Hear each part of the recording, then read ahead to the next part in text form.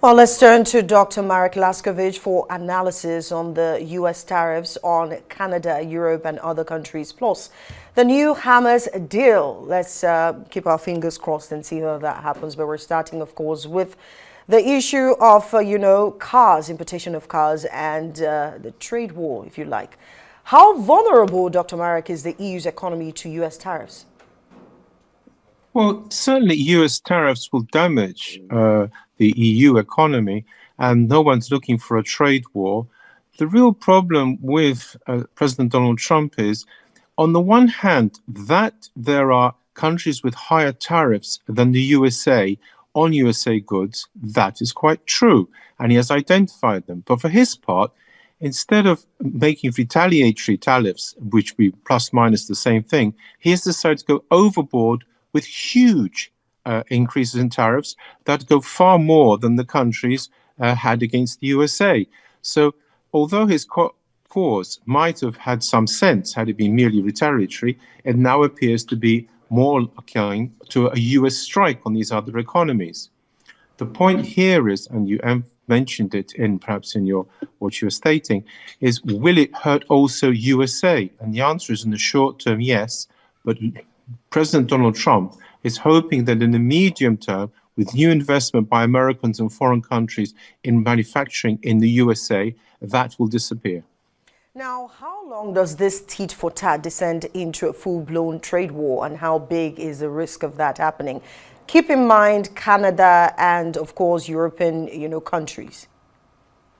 Yes, the point is the moment the European and Americans increase their tariffs, that is the fact of a trade war. So the moment the American tariffs spring in, that will already be the first shot. And if Europe and Canada reply, which they've said they will and are not doing so, then obviously that is a trade war. That is what we're going to be in the middle of.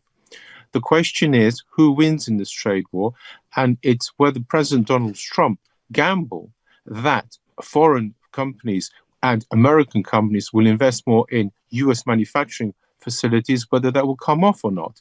But that's a medium-term issue. In the short term, it is a pure trade war, which will drive up prices all round and reduce trade, and therefore is not a good thing in the short term. The other aspect which is worrying is that Trump has now threatened Canada and EU if they get together in any way. Again, President Donald Trump really is going too far in the other direction, and it's not clear what basis he intends to take action against what two third parties want to do. It therefore follows that America is actually, in that sense, not coming over very well diplomatically.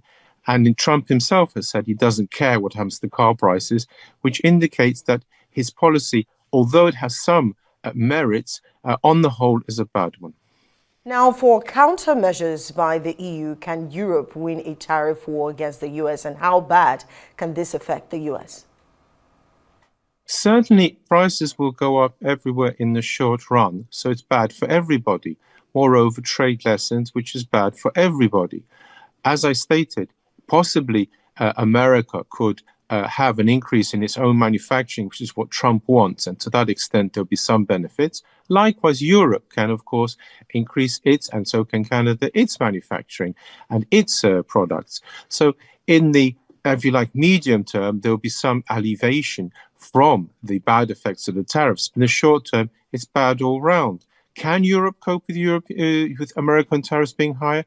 Yes, in the sense that it will, of course, suffer some reduction in its living standards. But Europe is a very rich place, as is Canada, as America. And as a result, this is not serious. It is not life-threatening. It's just unnecessary and, to that extent, disappointing.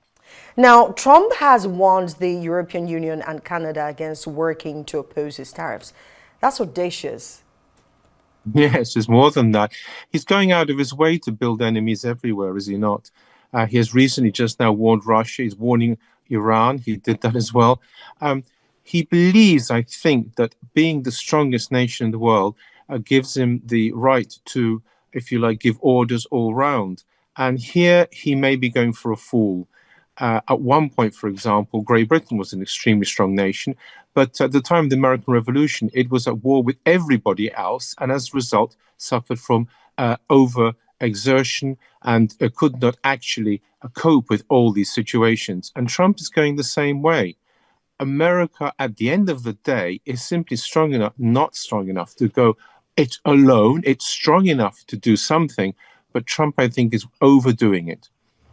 Now, let's move quickly to Hamas. They have now agreed to a new deal. Netanyahu says the crackdown on them is working.